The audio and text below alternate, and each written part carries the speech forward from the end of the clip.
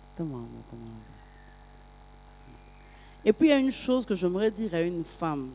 Parce que quand tu passes par les problèmes, les situations difficiles, il y a la famille. Il y a ta famille. Alors ta famille, de fois, quand elle vient, elle pose un peu des questions. Hein? Des questions pièges. Hein? Hein? Ça va? Vous avez mangé?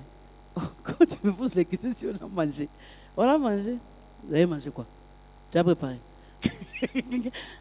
Alors, fais tout, protège ton mari. Là, en tout cas, je n'acceptais pas. Je disais, ça va bien, il va bien.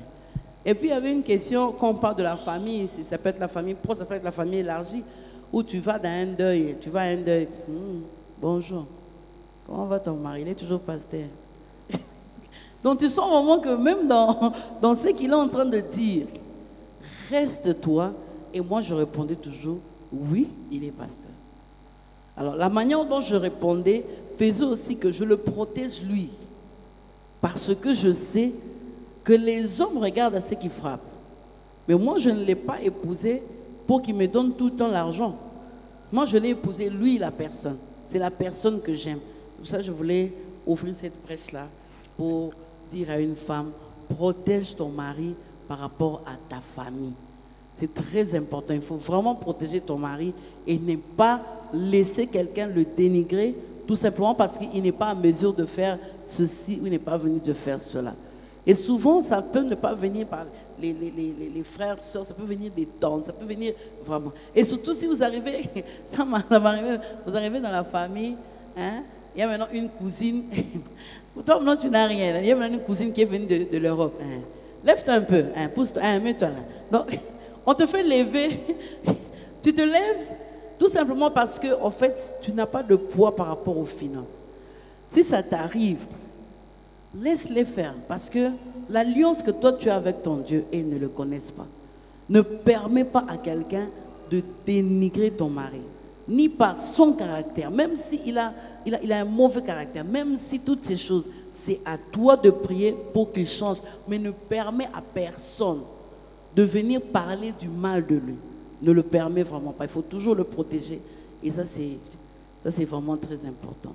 Ce côté-là, en tout cas, j'aimerais bénir le Seigneur pour la femme que j'ai. Non seulement le moment qu'on a connu était très difficile, on a eu même à manquer où dormir. On a été hébergé par un couple ami pendant 6 mois, alors que chez elle, ma belle-mère a beaucoup de maisons, elle a des locataires. Et sa mère souvent lui disait, mais pourquoi vous restez chez les gens? Venez prendre ici. Mais elle lui disait, jamais. Jamais, jamais, jamais. Dieu s'occupe de nous. Et je rends grâce à Dieu. J'oublie jamais, un jour, j'ai entendu ma belle-mère me dire, je suis très fier de vous. Vous êtes vraiment fermé, on ne sait pas vous pénétrer. Que Dieu vous bénisse. Alors, il y a autre chose que je voudrais partager avec vous ce soir, c'est par rapport à la différence des caractères. Par rapport à la différence des caractères, j'ai compris que le mariage est une école. Donc, Dieu va prendre la personne qui est à côté de toi pour te forger.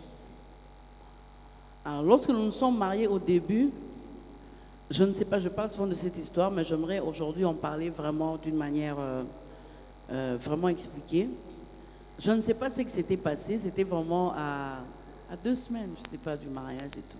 Alors, quand vous arrivez et qu'il y a encore des cadeaux, vous n'avez pas encore placé les cadeaux. Vous avez seulement ouvert, il y avait des verres qu'on avait tout simplement placés. Mettre les caractères ensemble, c'est quelque chose de très difficile. C'est même beaucoup plus difficile que traverser le moment difficile, traverser le moment des finances. Ça peut passer parce que c'est extérieur. Mais le caractère, c'est lié à la personne. C'est la personne avec qui tu dors tous les jours. C'est la personne qui est là tous les jours. Et ce que c'est... Excuse-moi, j'aimerais juste clore un peu le point de moments difficiles, à dire des choses au couple qui est ici, peu importe la situation difficile que vous traversez, sachez que si Dieu permet une épreuve, il a un objectif qu'il poursuit. Le jour où Dieu m'a fait rencontrer ce fils par qui tout avait changé, quand je suis rentré, j'ai posé la question au Seigneur, pourquoi tu m'as fait passer par toutes ces situations? J'étais étonné de la réponse. Il m'a dit, je voulais simplement que tu apprennes à devenir mon ami. Mon ami. Que tu apprennes à être dans ma présence. Et la deuxième chose que j'aimerais dire, les situations difficiles ne sont pas éternelles. Même quand vous ne voyez pas d'issue au temps marqué, vous ne comprenez même pas comment ça va changer. Je prie, je déclare que ça commence aujourd'hui, ces changements. Merci, un petit peu continuer. Alors j'ai compris que par rapport à mettre les caractères ensemble, ça c'est quelque chose jusqu'aujourd'hui, nous sommes en train d'apprendre, parce qu'on est encore mariés et on le restera bien sûr. Alors, qu'est-ce qui s'est passé? Il avait dit quelque chose qui m'avait vraiment dérangé. Et souvent, quand je me fâchais, j'avais l'habitude de faire, je dois faire quelque chose. Et ce n'était pas normal. Soit je dois casser ça, soit je dois faire quelque chose, je dois vraiment faire quelque chose pour André m'apaiser. Alors, il avait dit quelque chose, ça m'a tellement énervé que j'ai pris 2 semaines de mariage, j'ai pris on dit quoi, un verre? Tous les verres qui étaient sur la table, j'ai fait ça. Donc, les verres qu'on nous avait donnés. Et puis, à l'époque, les gens donnaient des verres comme cadeau. Ah! Alors, on fait sortir les cartes, des verres. Tout comme ça. C'est pour cela, maintenant, les gens commencent à demander les cadeaux non emballés. Parce que les gens avaient exagéré. Des verres et des verres. Alors, j'avais fait ça. Ça s'est cassé. Alors, il est resté debout. Il ne comprenait pas parce que ma réaction par rapport à ce qu'il avait dit, il ne comprenait pas pourquoi je pouvais réagir de la sorte. Et puis, ça m'a marqué, c'est resté jusqu'aujourd'hui pour dire combien rassembler les caractères, c'est quelque chose de difficile, mais de possible aussi. Et qu'est-ce qui s'est passé? Je suis allée, non seulement j'ai fait ça, je ne sais pas, je suis allée m'enfermer dans la salle de bain, j'ai fermé. Je suis restée dans la salle de bain pendant 3 heures. Il frappait. Ouvre, je n'ouvrais pas, je ne parlais pas. Bon, tellement que je n'ouvrais pas. Bon, il est allé, il est resté. Quand on a fait il a raté, ici. Bima Sugo. Maintenant, je suis sortie, confuse là. Parce que la personne a frappé. On t'a demandé pardon, tu ne veux pas écouter. Alors, je suis sortie. Alors, quand je suis sortie, je l'ai vu là. Ce qui m'a étonné, la chose qui m'a aussi changé, donc ça part pour changer mon caractère, je l'ai vu là déjà, dans les 2 semaines de mariage. Qu'est-ce qui s'est passé? Quand je suis sortie, il me regarde et dit, tu vas manger? J'ai dit, pardon. Alors moi, j'aurais cru qu'en sortant, il allait dire, il allait se fâcher, il allait crier. Non, il me pose la question, tu vas manger, je voulais te servir. J'ai dit, je suis avec un homme normal. Alors, tu es confuse, parce que toi, tu es tellement monté, tu sors et puis tu vois quelqu'un qui, au fait, parce qu'il disait, je ne comprenais pas. Je suis restée pendant 3 heures. J'ai dit, elle a déjà cassé les verres. Si elle sort ici, elle va faire quoi? Je commençais à avoir peur. Elle m'a dit, ça fait Nabale Lima. Et Lima, c'est quoi en français? Un esprit, une personne bizarre. Et ça, c'est un travail qu'il a commencé à faire en moi parce qu'il a remarqué que ce n'était pas normal. Et puis j'ai dit, oui, je veux manger. Il m'a servi. On n'a plus parlé de ça. On n'a plus parlé de ça. On a parlé de ça des mois après. Il m'a posé la question, pourquoi tu agis comme ça? Il me dit, et moi je lui parce que j'avais difficile à reconnaître mes fautes. J'avais difficile à reconnaître mes fautes. Alors j'ai dit, qu'est-ce que j'ai fait? Il dit, tu trouves que ce que tu as fait était normal? S'il y avait quelqu'un ici, tu as cassé les verres, qu'est-ce que tu fais dans la salle de bain là-bas? Je me suis dit, elle est en train de se pendre là-bas, elle est en train de se tuer. Qu'est-ce qui se passe? Il ne comprenait pas. Mais son attitude m'a aidé vraiment, vraiment à descendre. Et c'est pour cela que quand les gens se marient aujourd'hui, ils disent qu'il y a incompatibilité. Non, il doit y avoir incompatibilité. Pourquoi? Il doit y avoir cette incompatibilité dans le sens qu'il y a toujours un qui est beaucoup plus chaud et puis un qui est assez atténué pour que les choses s'arrangent. Pour que Dieu permette assez que lorsque l'autre est un peu assez chaud, l'autre peut être assez froid pour qu'il y ait vraiment. Dans un couple, lorsque vous vous mariez, moi aussi j'idéalisais pour dire que mon mari, c'est un ange et tout. Quand il s'est fâché, je lui dis toujours, toi tu es un faux pasteur. Tu es un faux pasteur. Il me disait, qu'est-ce que toi tu appelles pasteur? Tu fais des choses qui m'énervent et tu veux que moi je te regarde, tu dis tu es un faux pasteur. Oui, un jour il m'a dit, oui, je suis un faux pasteur. Maintenant tu vas faire quoi? Pourquoi? Parce que dans ma tête, au fait, j'avais des, comment je peux dire, pas de fondement bien précis. Voilà. Et c'est ce qui a permis le fait qu'à chaque fois quand je montais. Alors la deuxième chose aussi dans mon caractère qui a fait qu'il y a travaillé pour que nous puissions aujourd'hui travailler ensemble même dans l'œuvre du Seigneur, c'est son calme et sa patience. Moi, je dis toujours comment est-ce qu'il fait, parce que moi, je n'arrive pas à faire. À chaque fois qu'il me parlait, moi, j'avais l'habitude, je ne sais pas s'il y a quelqu'un qui est ici comme moi, d'osser le ton. C'est pas un manque de respect, mais quand il parle, moi, j'ai l'habitude de dire, hein, qu'est-ce que tu es en train de dire? Tu ne vois pas que tu es en train d'osser le ton? Si je n'ose pas le ton, est-ce que j'ose le ton? Je parle normalement. C'est toi qui ne veux pas dire, oh, mais tu es justement en train d'osser le ton. J'ai dit, bon, on ne parle plus maintenant, laisse tomber. Donc, chaque fois, nos dialogues se terminent toujours en queue de poisson. Et ça fait quoi? Vous êtes toujours dans un couple où les dialogues se terminent toujours en queue de poisson. Vous n'avez pas le temps de prier ensemble. Les portes sont tout le temps ouvertes. Les enfants sont tout le temps malades. Parce que l'ennemi entre tout le temps.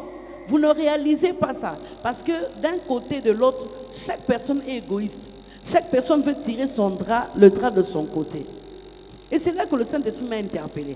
Les enfants, le Saint-Esprit m'a dit, est-ce que tu sais que tu es à la base de tout ça? J'ai dit, qu'est-ce que j'ai fait? J'ai discuté même avec le Saint-Esprit. Alors le Saint-Esprit m'a dit, écoute, est-ce que tu ne peux pas parler calmement? Et puis non seulement je parlais à haute voix, je lui ai coupé la parole. C'est-à-dire quand il commence à parler, j'ai dit, ah, donc tu veux dire que moi, je suis... Donc déjà, j'avais des préjugés par rapport à ça. Et ça m'a beaucoup... Ça a beaucoup eu des incidents sur notre dialogue. Et si ça a des incidents sur le dialogue, même pour prier ensemble, ça devient compliqué. Parce que vous n'allez plus prier de cœur. Prions.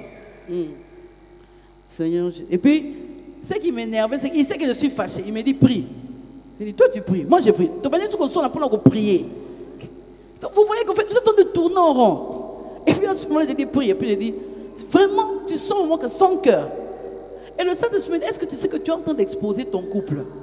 C'est toi qui dois le protéger. Alors pour prier, Seigneur, je te dis merci. Garde-nous. Au nom de Jésus, Amen. Amen, on a qu'on va dormir, il dort là-bas, il dort là-bas. Et puis à un certain moment, il dit, viens mettre ta main dans ton lit. On dort toujours comme ça. Et puis il dit, viens mettre, et puis on va dormir. On va parler de ça demain. Et à chaque fois que vous laissez un conflit pareil, vous laissez une porte d'entrée, et vous avez des prières qui ne sont pas exaucées. Et que ça vous empêche vraiment d'avancer. Ça vous empêche vraiment d'avancer. Il y a comme une guerre froide. C'est-à-dire, il y a des gens qui se parlent, mais ils ne se parlent pas. Ils font semblant de se parler. Donc le seul dialogue, si vous êtes ici ce soir, levez la main. Vous faites semblant comme si... Le seul dialogue, c'est... Les enfants dorment déjà. Tu as mangé. Je t'ai déjà servi. Donc tu sens vraiment que le vrai dialogue, il n'y en a pas. Bien aimé, c'est un boulevard.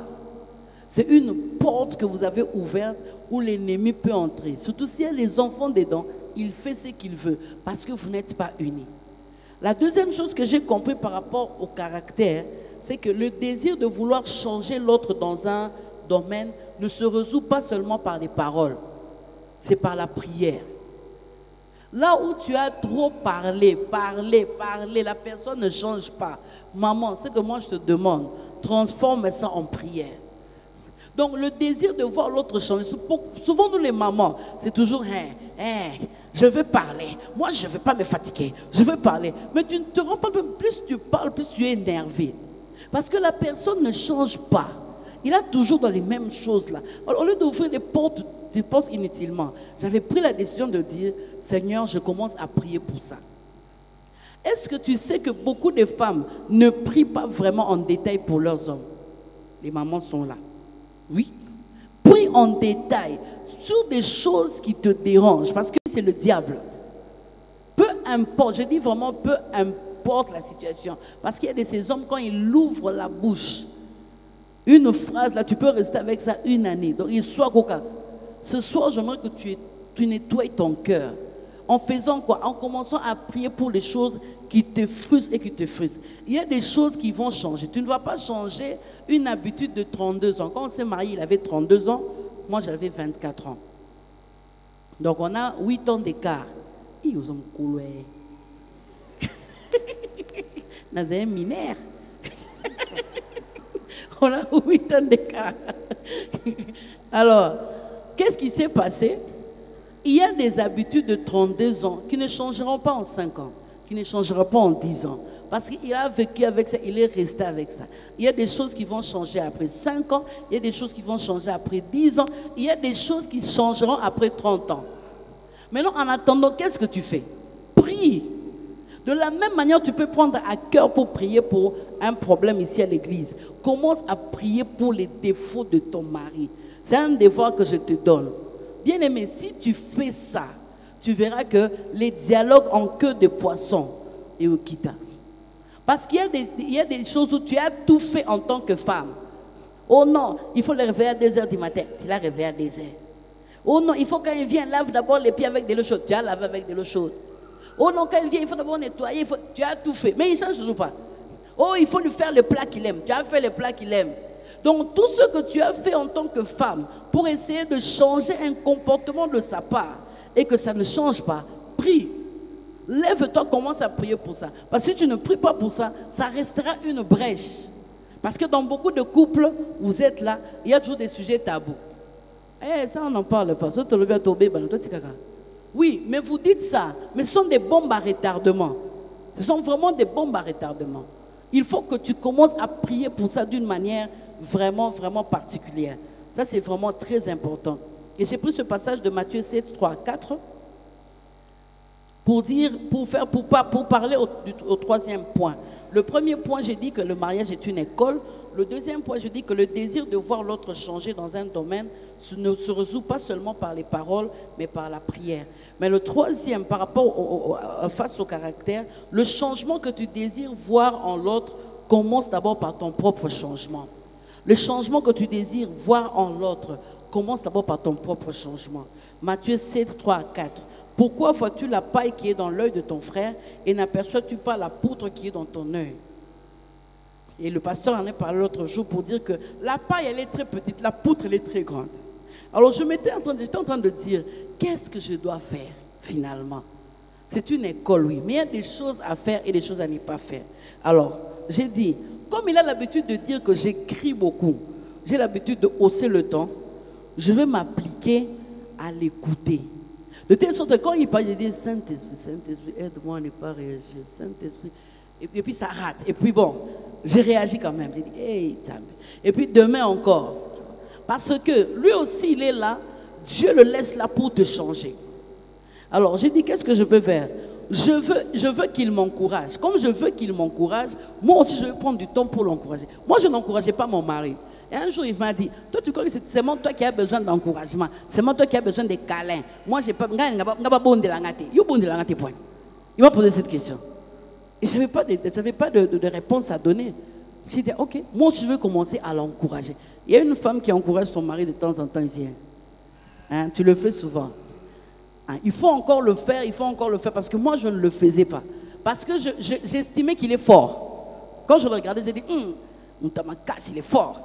Tu vois? Alors que je ne savais pas, deux fois il craquait. Moi, je ne sais pas qu'il a craqué. Moi, je suis toujours là en train de parler. Et j'ai pris la décision de commencer à l'encourager. J'ai regardé un peu dans ma vie. Je suis restée un peu calme moi-même. J'ai dit, bon, que je regarde un peu. Qu'est-ce qu'il me reproche souvent?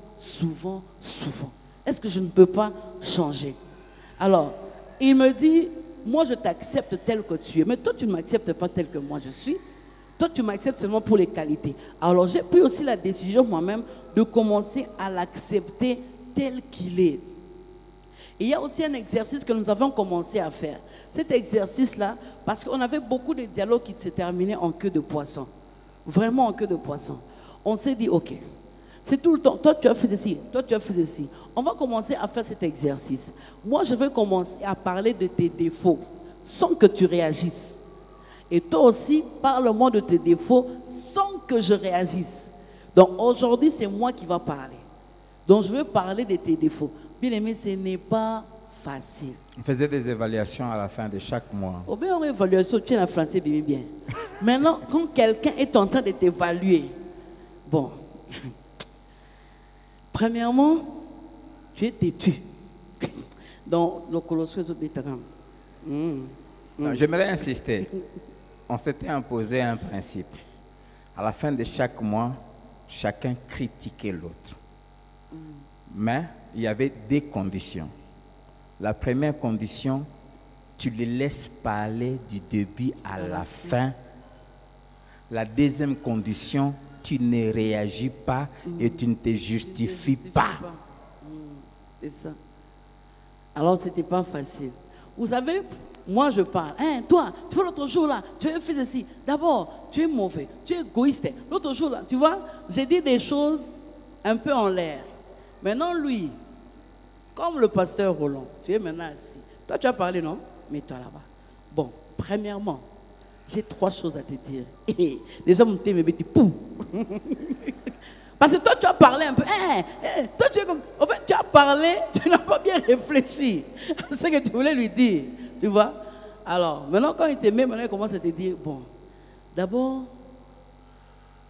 pour ne pas trop te frustrer, il commence d'abord par dire j'aime ton sérieux avec le Seigneur. Tu iras très loin. Dieu va te faire beaucoup de bien. Mais il y a quelque chose que tu dois changer. Et tu ne veux. Ce que je veux te dire là, tu ne vas pas envie d'entendre ça, mais je dois te le dire. Il n'y a personne qui peut te dire au bac à Kizani. Là, je commence déjà à me fâcher. C'était un exercice difficile. En tout cas, ça m'a pris des mois et des mois pour accepter ça. Mais c'était vraiment une guérison aussi. Parce que quand il parlait, il dit tu es têtu, tu n'écoutes pas les conseils, tu n'en fais qu'à ta tête, et puis tu es égoïste. Et puis tel que tu es là, tu es, comment je peux dire, des fois tu parles sans réfléchir. Hein, tu veux dire que je suis bête? Je n'ai pas dit que tu es bête. J'ai dit. Alors, tous ces tiraillements-là, c'est important. C'est important pour que vous puissiez arriver. Parce que je vous préviens que ça sera comme ça, si vous faites ça. Parce qu'à chaque fois, l'autre voudra toujours réagir pour dire, donc tu veux dire que, non, je n'ai pas dit ça. Les mots que je dis, c'est vraiment ça. C'est-à-dire, avant que tu puisses faire quelque chose, réfléchis d'abord. Je te donne un exemple. Tu vois, ces jours-là, je t'avais dit, ne fais pas ça.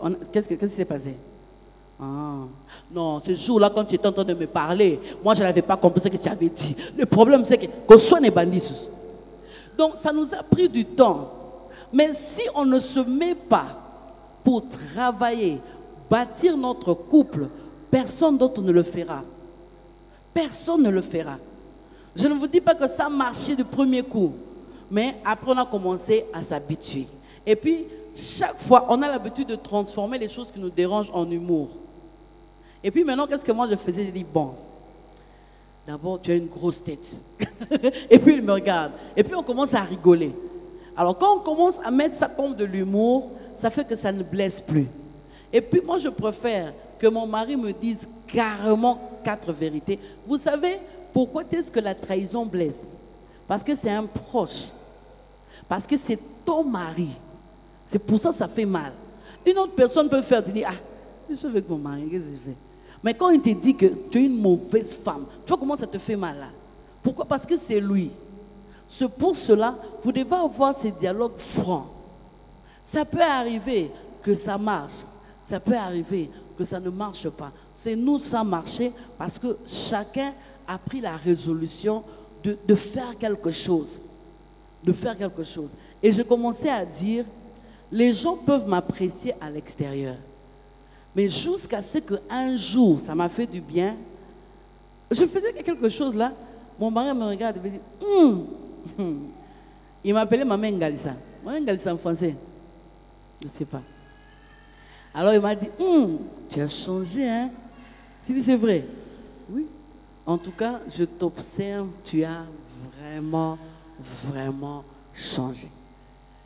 Et cette phrase-là m'avait encore boosté davantage. C'est pour cela les hommes aussi, quand la femme commence à changer, parle, hein? Toi tu vois seulement quand ça ne marche pas. Hein? Il y a une femme qui a fait, hein? Quand la femme commence aussi à faire des bonnes choses, ouvre aussi ta bouche, parle.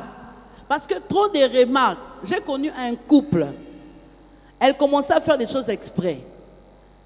Parce que son mari lui disait, tu es sale. Donc son mari, quand il vient, donc tout doit être en ordre. Alors deux fois, on a un peu, elle a commencé parce qu'il n'y avait que des remarques et des remarques. Moi j'ai dit, mais pourquoi tu n'enlèves pas ça, maman? Que tu enlèves, que tu n'enlèves pas. Il va toujours dire que c'est mauvais. Alors moi maintenant, je deviens la personne qui dit que je suis. Donc, si tu n'apprécies pas ta femme, tu ne regardes pas ne fût-ce que le 2% de changement, le 10% de changement, tu n'apprécies pas. Tu es en train de constituer un monstre dans ta propre maison.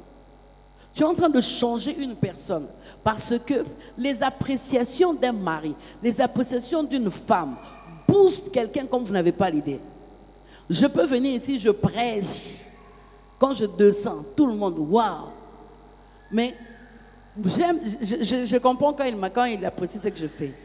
Quand il me dit, petit nana, respect. Ah, là je comprends que j'ai fait quelque chose de bien. Donc ça me booste plus que tout ce que les autres peuvent dire. C'est pour cela que c'est très important. C'est ça aussi qui m'a poussé à changer. Il a apprécié, là où je faisais très bien les choses, il fait dire, ça c'est vraiment très bien fait. Et puis à chaque fois qu'il fait des remarques, il commence par des bonnes choses pour entrer dans les mauvaises. C'est toujours ça qu'il faisait. Or, moi, quand je commençais, j'attaque directement. On part directement là-bas. Et puis moi aussi, j'ai commencé à faire comme lui. Et puis je regarde, j'ai dit, bon, tu es un bon mari, tu es un bon pasteur, tu es. Mais il y a ça quand même que moi, j'estime qu'on peut changer ça. Il n'y a pas quelque chose qui peut remplacer le dialogue franc dans un couple. C'est vrai que chaque couple a sa manière de faire les choses, mais voilà comment est-ce que... la manière dont nous avons fait pour que nos caractères... Bon, on est toujours différents, hein, il a sa manière de faire, moi aussi, mais au moins, on est ensemble et on a tiré des leçons et on continue à avancer. De telle sorte que s'il fait quelque chose de mauvais, il y avait aussi une chose qu'il me disait souvent. Tu ne peux pas conclure que la personne est mauvaise à partir d'une seule situation ou d'un seul acte qu'il a posé. Tu ne peux pas directement dire que mon mari est démon, tout simplement parce qu'il a lâché une phrase qui t'a fait mal. Parce que nous aussi, les femmes, nous aimons tout généraliser. Tu vois. Il peut te lâcher une parole, tu es une mauvaise femme. Toi, cette parole-là, tu l'as déjà analysée, disséquée. Donc, tu as déjà généralisé. Même lorsqu'il vient, il dit chérie, tu appelles qui chérie? Moi, je suis une mauvaise femme, je suis maintenant chérie. Non, il a parlé de ça dans un contexte. Et il me faisait toujours la remarque pour dire, tu vois, tu généralises tout. Je t'ai fait la remarque par rapport à ça. Moi, je n'ai pas dit que tu es totalement ça. Non.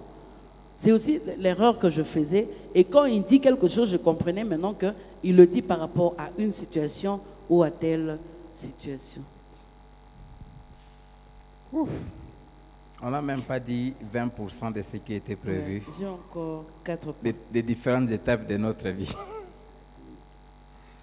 J'aimerais ajouter, bon, juste insister par rapport à ce problème de différence de caractère. Insister sur le dialogue franc. J'aimerais vraiment nous dire que ça nous a beaucoup aidé. Ça a été vraiment une inspiration du Seigneur. Quand nous avons pris la résolution de commencer à nous critiquer sans complaisance, je le disais souvent, nous sommes appelés à être des modèles et en tout. Je le répétais souvent, j'aime pas prêcher des choses que je ne fais pas et que je ne vis pas. Alors, je reviens sur ces deux principes. On avait pris la résolution à la fin de chaque mois.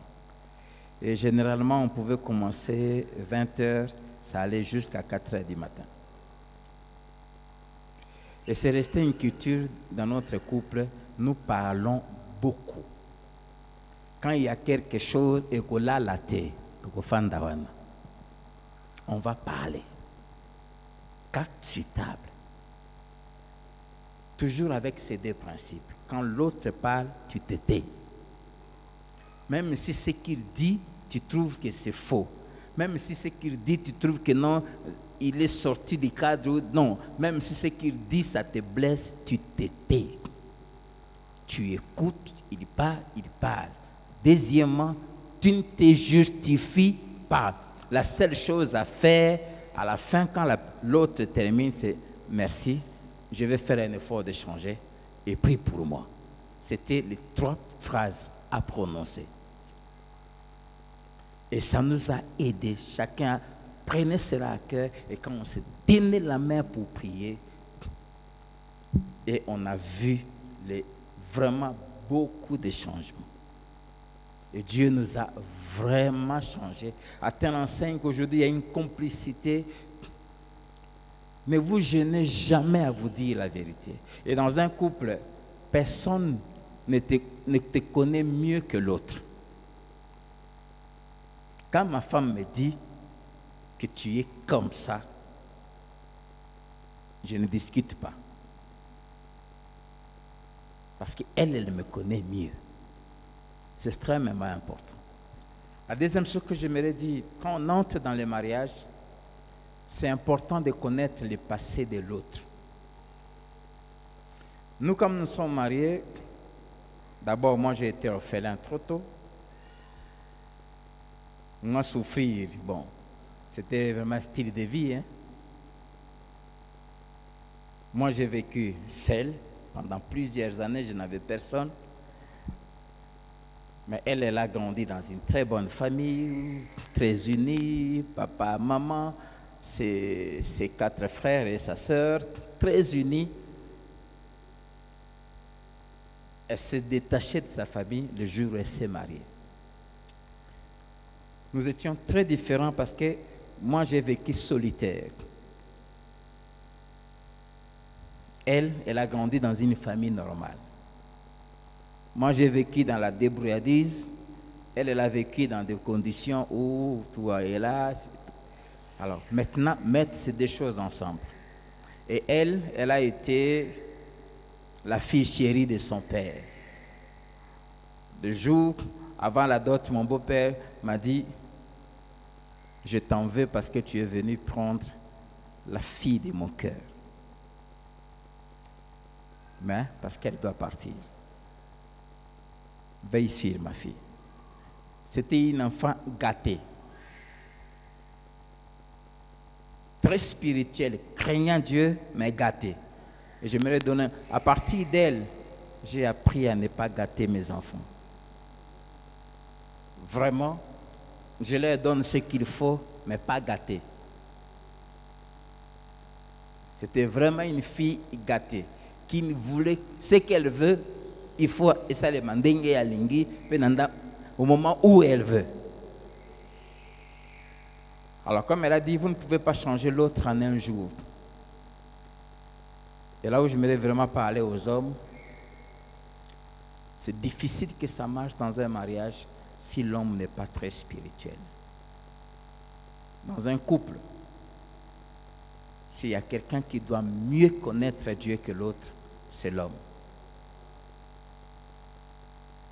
Chers frères, travaillez votre connaissance de Dieu et votre intimité avec Dieu.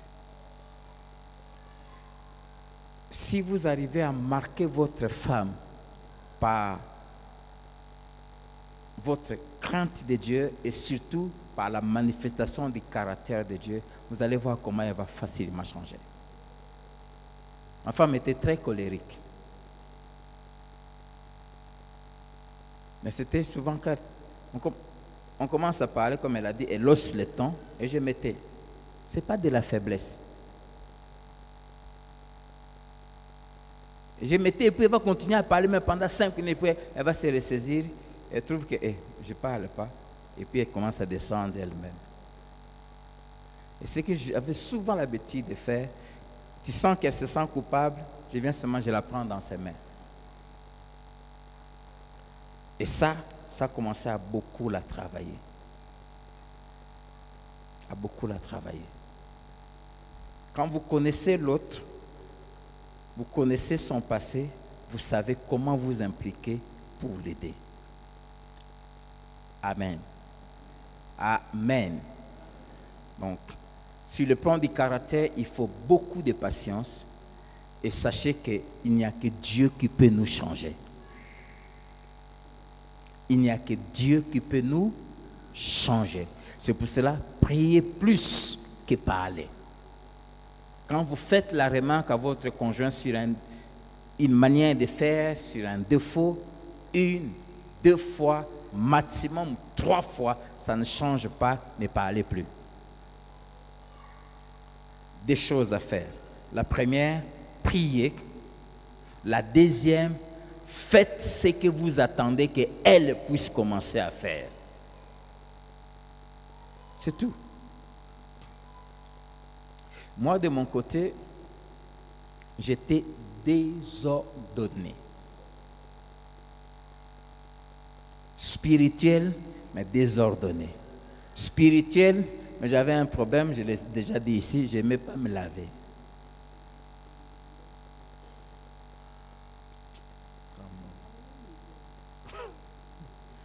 Se laver, c'était trop compliqué. Bon, j'ai vécu seul. Bon, quand je me lave le matin, ça suffit. Hein? Ceux qui ont vécu à Kinshasa avec la chaleur de Kinshasa, Nabala, maman propre. Ma femme est d'une propreté exagérée. Pour elle, tu ne peux pas monter au lit sous qualité. Ah, c'est là où vraiment... Plusieurs fois, elle me disait que non, aux faux pasteurs, c'était là. C'est la chose qui me faisait fâcher. Et puis je lui disais, le jour où tu vas seulement être à la chair pour dire aux frères, lavez-vous. Je vous dis, hein? Toi tu donnes le conseil des gens de laver. Donc ces différences-là ont fait que... Elle parlait tellement, lave-toi, je ne me lavais pas. Elle utilisait parfois le thème, tu sens mauvais. Et des fois, elle me dit, ah, moi j'ai envie de toi, mais il faut aller te laver. Je dis, en tout cas, si c'est pour ça, alors on dort. Il va au bois au soukoula. J'ai envie de toi. Elle dit, moi aussi j'ai envie de toi, mais va te laver. Elle dit, maman, si c'est pour se laver, alors c'est comme ça, on dort. Combien de fois elle a dormi frustrée, elle avait envie qu'on fasse l'amour, mais on n'a pas fait parce que je n'ai pas voulu me laver. Mais quand on a l'Esprit de Dieu, à un moment, Dieu finit toujours par te secouer. Et quand elle a cessé de commencer à se plaindre, elle a commencé simplement à prier. Un matin, alors que je méditais la Bible, je suis tombé dans ce passage. Si quelqu'un détruit son corps, Dieu le détruira. Alors, j'ai commencé à faire la liste des choses qui détruisent les corps. Ah, ça m'arrivait parfois de faire 2 jours sans me laver. Hein. Et le Seigneur me dit, tu ne prends pas soin de ton corps, tu es sale. Et tu détruis ton corps. Et si tu détruis ton corps, moi je vais te détruire. J'ai pris mon dictionnaire grec-français pour voir les mots détruits dans l'original, ce que ça veut dire. C'est là que je me suis repenti et j'ai résolu. Depuis ce jour-là, je me lave toujours avant qu'il soit 6 heures. Et je me lave avant de dormir. Est-ce qu'il y a quelqu'un qui peut commencer à se laver au moins 2 fois comme vous? Alléluia. Amen. Non seulement se laver, mais j'étais quelqu'un, bon, moi j'ai grandi dans la souffrance et les histoires, toujours. Parfois on n'a pas assez d'argent, mais elle va prendre déodorant, stick. Maman. C'est important. Maman. On manque le pain, toi tu vas acheter les sticks, oui.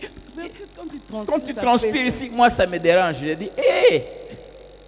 Alors il faut rentrer à ma campagne là où tu viens. Amen.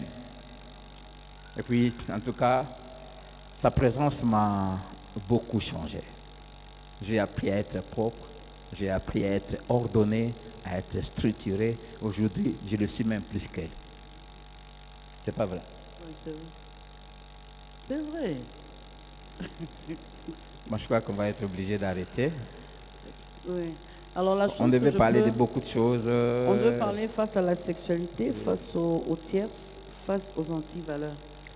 Alors j'aimerais juste conclure pour dire que pour aujourd'hui, par rapport à ces 22 ans, la seule chose que je retiens, c'est que ce qui construit un couple ne vient pas de l'extérieur, ça viendra de vous-même. Ça ne vient ni du matériel, ni de l'argent, ni des gens qui sont à l'extérieur. La construction, les éléments qui bâtissent un couple viennent de vous-même. Alors le pasteur peut nous donner ces éléments pour que nous puissions clôturer ce soir et que nous puissions aller avec quelque chose. Je ne sais pas si on va avoir... On va revenir. Oui, nous proposons que à la prochaine réunion, ça veut dire le 21 octobre, on puisse reprendre là où on a arrêté. Oui, Le parce 21 octobre. on aurait quand même aimé, si vous le permettez, peut-être ajouter 10 minutes, ne fût-ce que prendre une ou deux questions par rapport à ce qu'on a dit, s'il y en a.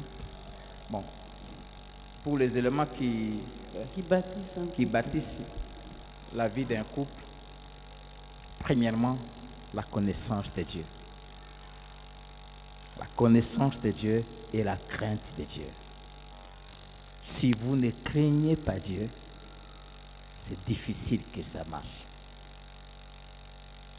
Au fait, malgré ces différences de caractère, surtout dans nos 4 premières années, ça a été très difficile. Mais ce qui nous aidait, c'est que tous les deux, nous avions la crainte de Dieu. Et à cause de la crainte de Dieu, ça faisait que c'était rare qu'on puisse dormir sans se demander pardon.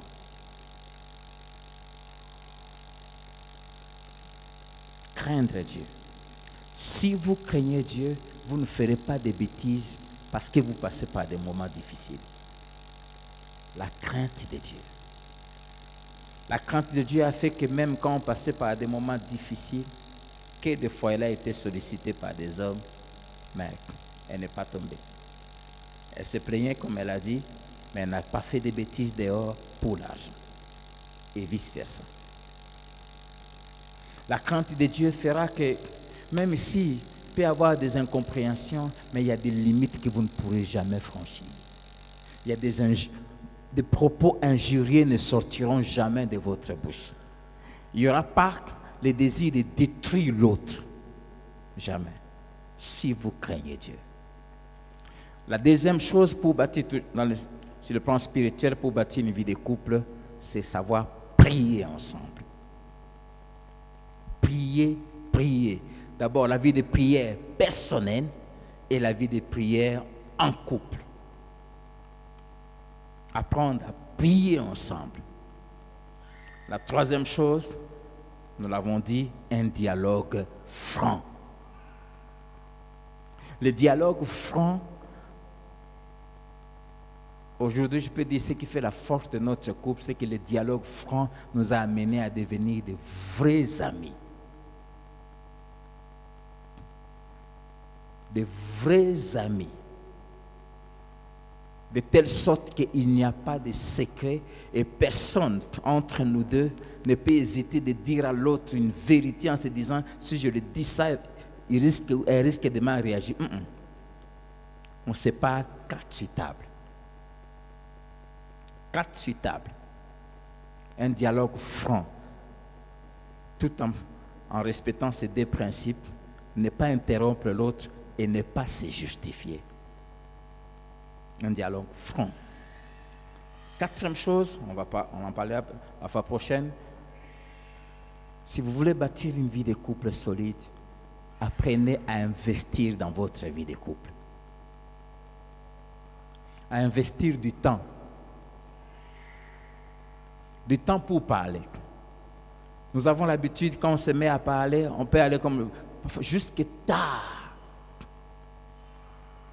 Surtout le dimanche, quand on sait que, parce que notre dimanche à nous, c'est le lundi, parce que le dimanche, nous, on quitte ici 16h, 15h. Parlez. Investir dans votre couple, c'est investir aussi des moyens.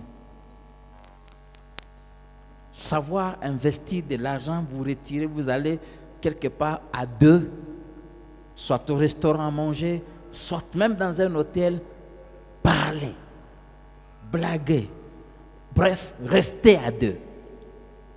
Investir du temps pour s'investir dans la vie de l'autre, en faisant les choses que l'autre aime. Il y a des choses que je regarde à la télé, si un homme vient, il me trouve en train de regarder, je te dis, mais pasteur Aoussani. Mais je les regarde à cause d'elle.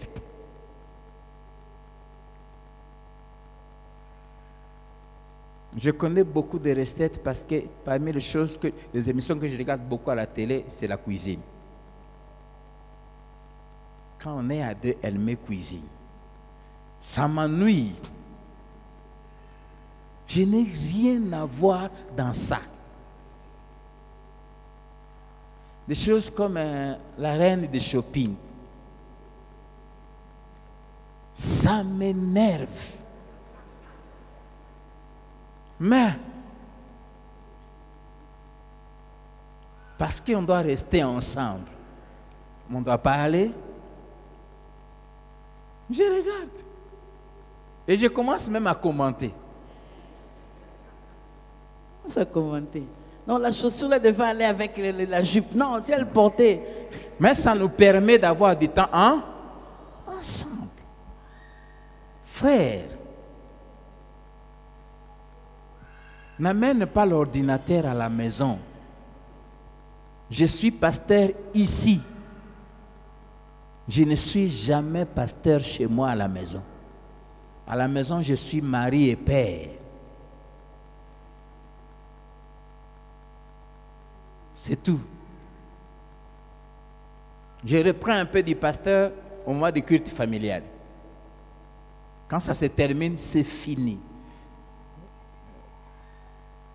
J'ai développé de l'humour pour faire régner une atmosphère de joie dans notre vie de couple. Je blague beaucoup, je ne blague pas avec les gens, mais je blague beaucoup avec ma femme. On a des blagues, quand tu nous trouves en train de faire ces blagues, tu vas nous prendre pour des petits fous. Investir dans les choses qui vous permettent d'être ensemble. Faire des courses ensemble. En tout cas, quand elle a des courses à faire, on peut les faire à deux. C'est pour ça que j'ai dit la lune des miels est possible d'être gardée tout le temps. Mais il faut y travailler. Il faut avoir de la volonté. Et puis investir de l'argent. Chers frères, j'aime souvent le dire, liba le gosimbakate soza liboko makasi.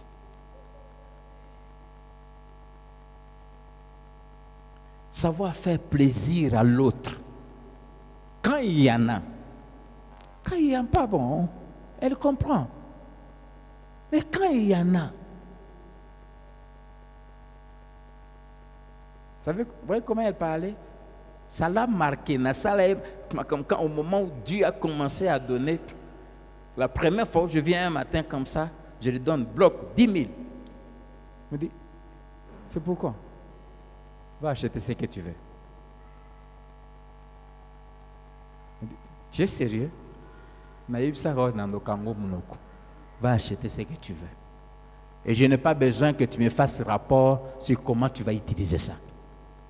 Fais plaisir à ta femme. Quand Dieu donne, ce sont ces choses-là qui font que...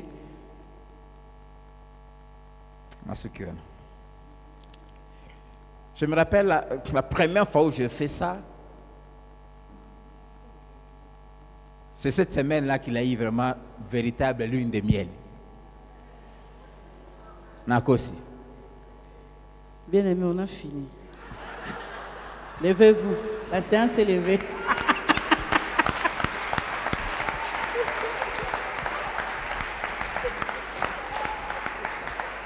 Alléluia. Amen. J'oublie pas cette nuit, elle m'a dit, je vais te faire des choses que je t'ai jamais fait. Et moi, check it. C'est moi bien.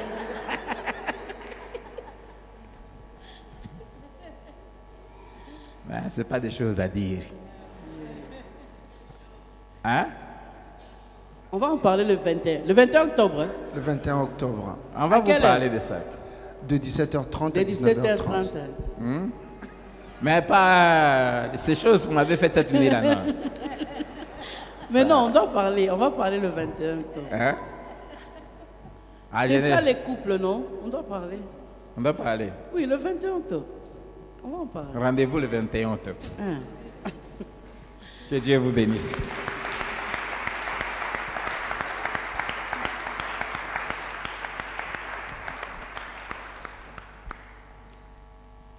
Papa, C'est juste une dernière chose dans bâtir l'Église, la vie de l'Église, l'implication dans l'œuvre de Dieu. À deux, ça saute le couple.